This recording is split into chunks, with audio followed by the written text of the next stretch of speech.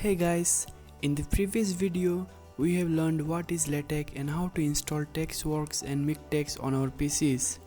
In this video we will create our first Latex document in Texworks and we will also understand the basic Latex code. So let's start by writing our first Latex code. So simply open your Texworks editor and type the following code.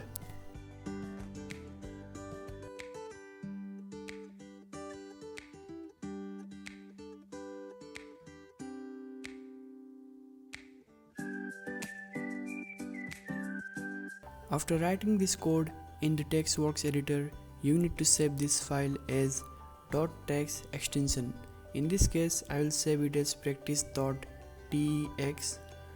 and after saving this, you need to run this code and you will see the output as I am learning LaTeX. So let's break this code line by line and see what each line of code means. Document class article. The document class command must appear at the start of every LaTeX document. The first line of code declares the type of document known as class. In this example, the class is an article, which is the simplest and most common LaTeX class. There are different classes for different types of documents such as books, reports, etc. etc. Begin document and end document. We write the content of our document enclosed inside the begin document and end document text.